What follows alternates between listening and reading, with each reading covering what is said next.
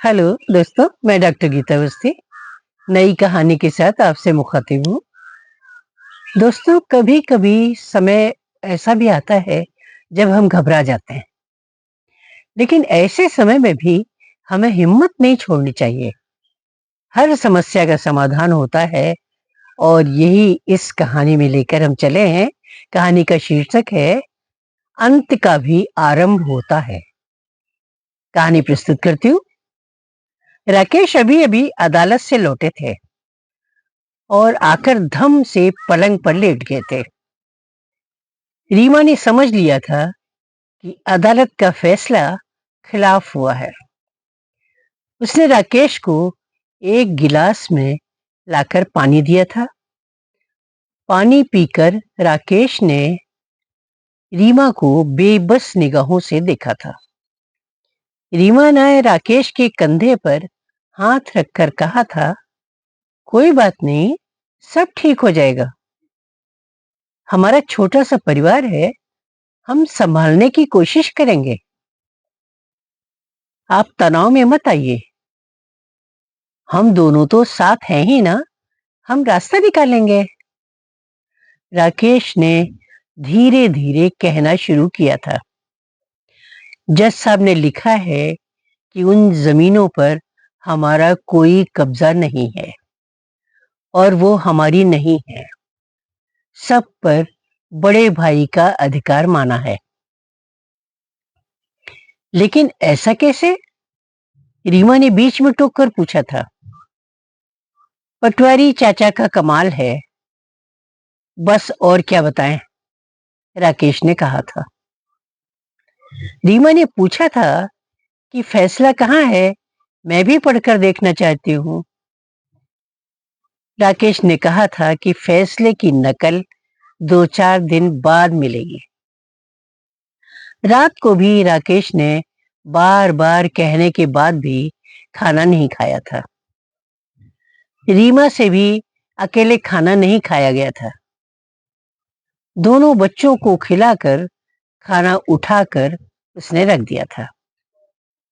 पराठे बनाए थे, कोई बात नहीं, सवेरे नाश्ते में काम आ जाएंगे। रीमा ने 2 कप चाय बनाई थी। वो जाकर राकेश के पलंग पर बैठ गई थी। राकेश ने उठकर चाय ले ली थी। फिर उसने ठहरी हुई आवाज में रीमा से कहा था, क्या करेंगे रीमा? ऊपर की अदालत में जाकर लड़ने की हिम्मत तो है नहीं। इसी अदालत में बर्बाद हो चुके हैं। रोज के खर्चे, बच्चों की पढ़ाई, हारी बीमारी लगी ही रहती है। क्या होगा? छोटी सी दुकान है, पूरा खर्चा कैसे चलेगा? अभी तक कम से कम खेतों से खाने भर का अनाज तो मिल ही जाता था। बड़े भाई से वो भी नहीं देखा गया।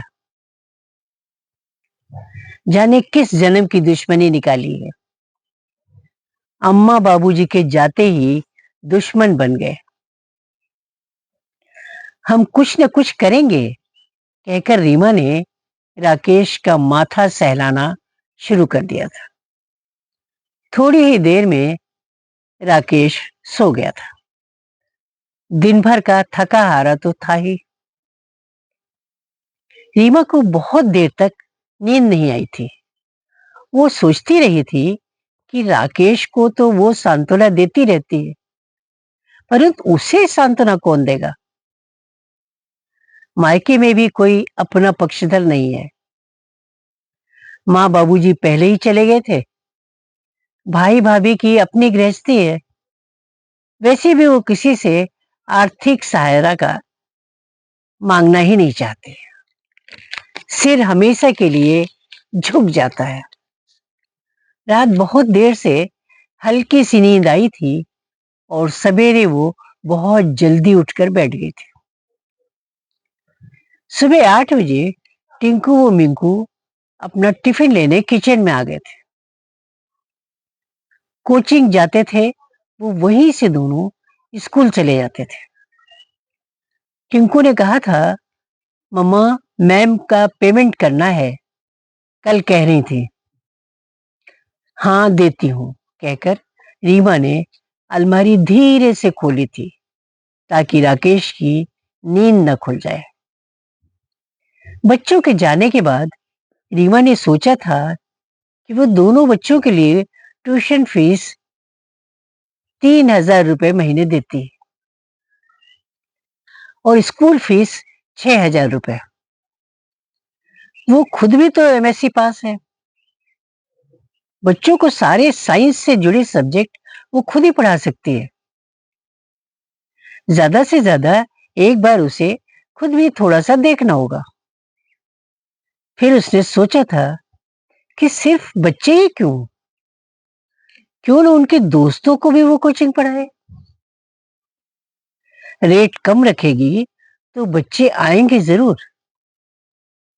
बच्चों से शाम को इस संबंध में बात करेगी, देखेगी कि उनकी राय क्या है।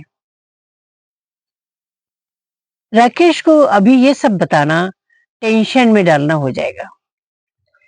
उसे ये महसूस होगा कि वो हालात के कारण जिंदगी से समझौता करना चाहती है। उसे सहज रहना होगा। शाम को बर्तन वाली आई थी तो उसने सोचा था कि 4 लोगों के परिवार का 1,000 रुपए वो दे रही है। 15 मिनट में बर्तन धुल जाते हैं।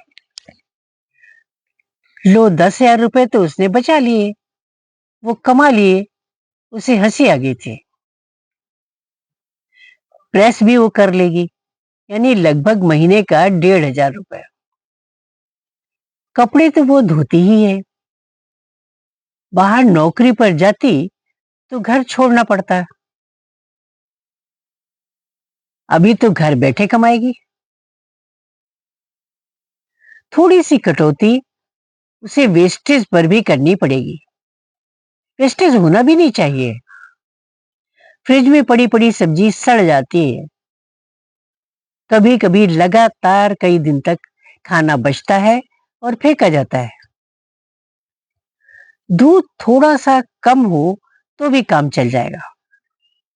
वो दूध नहीं पिएगी तो कौन सा दुबली हो जाएगी, अच्छी खासी तो है। उसे ध्यान आया था कि नवरात्र आने वाले हैं, पूजा की व्यवस्था करनी है। मंदिर में रोज शाम को गरबा होता है 9 दिन तक। बाहर से सिखाने वाले सर आते हैं। तभी उसे दिमाग में एक विचार कौंधा था। वो भी तो बहुत अच्छा गरबा करती है, सब उसकी तारीफ करते हैं। क्यों न वो अपनी सेवाएं अर्पित कर दे। जो भी मंदिर समिति देगी वो ले लेगी। रात को 2 घंटे वो आराम से निकाल सकते हैं। राकेश उठ गए थे। उसने उन्हें चाय दी थी। वो पूछा था कि नाश्ते में क्या लेंगे। राकेश ने कहा था पराठे बना देना। उसने पूछा था कौन से। राकेश ने कहा था प्लेन पराठे बनाना ताकि हमेशा मिलते रहें। फिर राकेश ने फीकी मुस्कुराहट के साथ कहा था तुम तो पराठा एक्सपर्ट हो, मैं तो भूल ही गया था। रीमा ने कहा था कि आप ही क्या, मैं भी भूल गई थी। शाम को रीमा ने पड़ोस में रहने वाले गजाधर काका को टिंकू से बुलवाया था। वे नेम प्लेट से लेकर किसी भी तरह का बोर्ड तैयार करके सुंदर अक्षरों में मनचाहा स्लोगन लिख देते थे। रीमा ने उन्हें पराठे स्वाद भरे, विभिन्नता से भरपूर, पनीर, गोभी, मूली, मेवा, दाल भरे 24 घंटे पूर्व ऑर्डर करें लिखने को कह दिया था। शाम तक बोर्ड दरवाजे पर लग गया था। शाम को बोर्ड देखकर राकेश कुछ उदास हो गए थे। बोले थे लोग क्या कहेंगे, हमारी इज्जत पर आंच आएगी। नहीं, हम सिर्फ मेहनत करेंगे। फल देना ऊपर वाले का काम है। और रही बात इज्जत की, तो इज्जत तो गलत कामों से खराब होती है, मेहनत से नहीं। राकेश के पास कोई दूसरा रास्ता था भी नहीं। रीमा की दिनचर्या अगले कुछ दिनों में व्यवस्थित रूप से चलने लगी थी। देवी माँ की कृपा से नवरात्र में गरबा सीजन भी बहुत अच्छा गया था। काफी भीड़ इकट्ठी हो रही थी और लोगों ने उनके समझाने के तरीके की भी बहुत तारीफ की थी। मतलब 6 महीने बाद फिर से मौका मिल सकता है। अगर ऐसा ही चलता रहा तो परिवार में अपना अच्छा आर्थिक सहयोग रीमा कर सकेगी। अब समय की कमी सी होने लगी थी रीमा के पास। राकेश को सभी व्यवस्थाओं के बारे में तो नहीं मालूम था, लेकिन रीमा के चेहरे से उसे लगता था कि वो संतुष्ट है। राकेश को इस बात का गुमान था कि उसे ऐसी जीवन संगिनी मिली है जो सचमुच कदम से कदम मिलाकर चल रही है। वरना कोई दूसरी होती तो इन हालात में गदर मच जाता। राकेश ने बार बार फोन कर रहे वकील को मना कर दिया था कि वो आगे केस नहीं लड़ेगा। वकील ने बार बार कहा था कि उसे नई रूलिंग मिल गई है कि कर्ता खानदान के नाम पर बड़े भाई के नाम जो जमीन दर्ज हो जाती है वो बाद में वारिसों के नाम पर दर्ज की जा सकती है। आप आगे बढ़ो, केस हम जीतेंगे। लेकिन उसने स्पष्ट रूप से मना कर दिया था और कहा था कि सामने वाले भी हमारे बड़े भाई हैं। राकेश ने अपनी दुकान से भी जाड़े से संबंधित माल भरवा लिया था।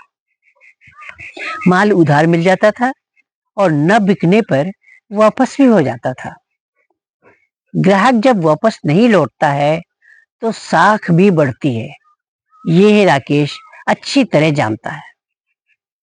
रीमा की हिम्मत देखकर राकेश को भी हिम्मत मिल रही थी। महीने बीतने लगे थे। 3-4 महीने के बाद राकेश ने 10,000 रुपए रीमा के हाथ पर लाकर रख दिए थे। बोले थे, माल का पेमेंट करने के बाद बस यही बचे हैं। पुराना राशन भी कब तक चलेगा? कैसे घर चलाओगी? रीमा चुपचाप उठकर कमरे में चली गई थी और अलमारी से रुपए निकाल कर ले आई थी। उसने 30,000 रुपए राकेश के हाथ में रखकर कहा था, ये मेरी तनख्वाह। राकेश स्तब्ध था। रीमा कब से नौकरी करने लगी, उसे तो पता ही नहीं चला। रीमा ने विस्तार पूर्वक सभी आय के साधनों का हवाला दिया था। राकेश ने कहा था कि तुम इतना सब कुछ करती रही और मुझे पता तक नहीं चला। समय कैसे निकाल पाती थी? रीमा ने हंसते हुए कहा था, जहां चाह वहां राह। वैसे तो अभी मेरे काम की बस शुरुआत है, काम आगे ही बढ़ेगा। रीमा ने राकेश को दुकान के लिए टिफिन सुबह सुबह दिया था तो राकेश ने कहा था, अब मुझे ईश्वर से और कुछ नहीं चाहिए। तुम्हारे जैसा जीवन साथी पाकर मैं कृतार्थ हो गया, जो न खुद हिम्मत रखना जानती है बल्कि मुझे भी हिम्मत देने की शक्ति रखती है। वरना मैं तो टूट गया था। कहते हुए राकेश की आंखें छलछला उठी थी। रीमा ने उसके आंसू पोंछकर कहा था, हर अंत का एक आरंभ होता है। और दोनों मुस्कुराने लगे थे। नमस्कार।